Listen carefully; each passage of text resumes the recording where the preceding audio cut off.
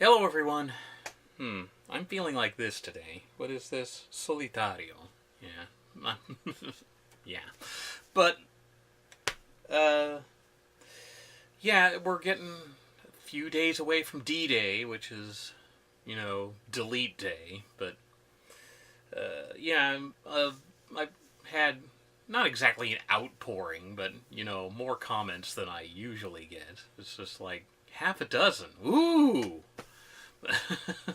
This is just kind of, saying, yeah, some people are going to be disappointed, but in general, this is not going to be a big deal. I mean, uh, yeah, Ben from the Oddity Archive, probably my highest profile fan of my show, was lamenting, and I was thinking, maybe I'll put out a DVD just, by request for the few people who are interested in having it as a reminder of the show. And I might. I don't want to stop talking about movies. I probably do want to have another show, but it'll be a less formal thing. It won't be, the. It won't be the usual, riffing a riffing clips from a movie, the condensed Mystery Science Theater 3000, that thing that was so popular for a while. It won't be that. It'll just be me talking about movies, and hopefully we'll have a co-host, because I think the format that I'm going for would work better if I'm talking, talking with someone. And it'll be actual movie reviews, not just, oh, here's a bad movie, let's riff on it. But yeah, I might reissue those on some other platform like VidMe. It won't be on YouTube because there's just too many problems with the whole content ID crap with that. But so they won't be coming back to YouTube. Um, but that's all I have to say about that for right now.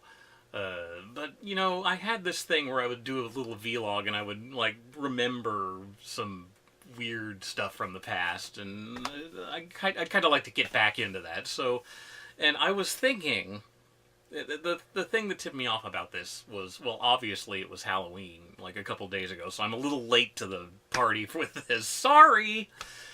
Um, but yeah, I was thinking about, mainly because I was just out at the thrift store, which isn't a usual thing for me on my days off, and I happened to come across this, which I had to take a picture of because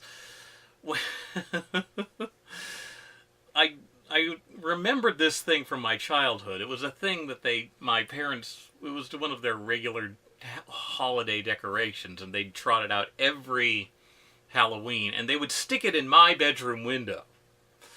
And what this is I figured out well, the trade name for these is glitter plates, and I don't know why they called them that, but the popular name for them is melted plastic popcorn ornaments. Which, yeah, that's a better name for them. But I just remember the smell that came off this thing. It's just like the smell was just toxic. I mean, I'm pretty sure that I've just, my life has been shortened by at least a decade just from smelling this for like a couple of weeks every year in my childhood. So I'm sure that's taken years off the end of my life. But yeah, another thing I was thinking of, and this isn't really, memories from the past so much, but, there's people, do the Halloween decorations, and someone had done, it was all clowns.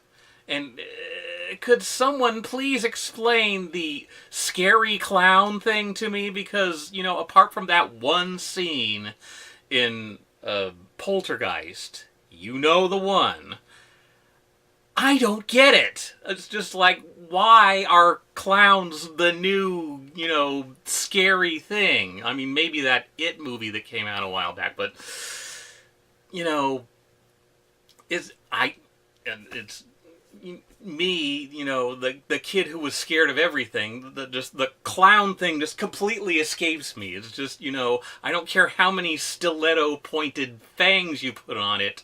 The second it's got like a rubber nose and a rainbow wig, it just stops being scary. It's just,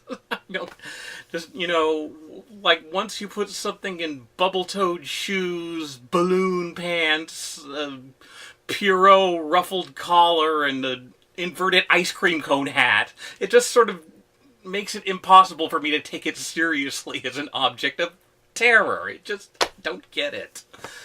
But okay, with that rant over, I'm trying to remember what costumes that I used to wear as a kid. I remember there was I unfortunately don't have access to my family photos right now, so I can't show you anything that I had, but the memorable ones were, I do know that my dad helped me build this robot costume, which was basically, I don't know, it was like a cardboard tube. I can't remember what it was made out of, with some sort of dome over the top, and there were these, lights. They were like the lights for, like on a policeman's siren, only there was like a red and a blue one, so it kind of, we painted it white, so it kind of looked like R2-D2, and my arms came out the side of the cardboard. That was pretty cool. That was probably the most elaborate costume that I ever made. Usually they were just like store-bought crap, and the one that I mainly remember was, excuse me, I went as a pirate one year, and it was just like, the nylon beard, and I had like a scarf for my head, and I think my dad had an old, sailor shirt that he had just lying around, and I can't remember what we used for the pants, but that was a memorable one. And that's really about it. I remember when I think it was when I turned 13, it was like my thing where it's like, okay, I'm not going to watch cartoons anymore, and I'm growing up, I'm not going to do any kid stuff anymore, no trick-or-treating. And like at the last second, they finally talked me into it, probably just, the promise of more candy. So, we just, like, threw this thing together. It's like I put on my gym clothes from, PE class, and they had, like, some stage blood, and they said, okay, you're a bloody soccer player, go! So that was, like, the lamest Halloween that I've ever had, was that, last-ditch trick-or-treating. But yeah, it was definitely over after that, so. Yeah, and finally, nothing Halloween-related.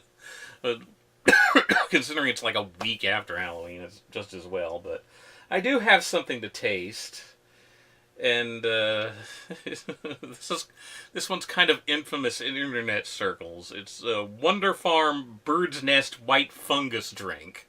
There, I'll put it up there close to the camera so you can see it. It's also Wonder Farm Nuoc Yen Nhang Ni. I can't pronounce, I think that's Vietnamese. Somewhere here. Oh, that's, I can't read that. That's in Vietnamese. Duh. Ingredients: water, sugar, white fungus, 2.05 grams per liter. Thickener, agar, sodium carboxymethylcellulose, artificial vanilla flavor, synthetic sweetener, synthetic everything, acesulfame potassium, antioxidants, sodium metabisulfite, acidity regulator, sodium hydrogen carbonate, bird's nest, 1 milligram per liter. So this does actually contain bird's nest, which I believe is from a species of swift native to China, and what bird's nest actually is bird saliva. So, isn't that wonderful to know? I remember hearing about these bird's nest drinks and saying that they don't actually contain bird's nest, but this one claims to, so. Oh, that was the last ingredient. Production expiry date shown on can bottom, stored at a cool, dry place, avoid sunlight. Best served chilled. Best served soon after opening. Sometimes color change and natural sediment phenomena doesn't affect product quality. Product contains sulfite. Okay. Yeah, what is the... hang on this. Yeah, this was not from, this was from the SF supermarket in San Pablo, which I haven't been there in a while, so I thought I should get something from there. And yeah, it smells vanilla-y. Didn't I try like a white fungus drink and just found it, you know, lumpy and gross? That's kind of why I'm cringing about this. I mean, it doesn't smell bad, obviously. It smells like vanilla. Oh yeah, there we go. The weird lumpy things. That's, yeah, it's it's just, it tastes like cream soda, but it feels like, I don't know, like bird spit. I don't know. It's just something slimy going down along with your cream soda. That's basically what you got here. But you know, if you like cream soda and don't mind slimy things going down with it, this might be for you. Anyway, that's all for now, so see you around.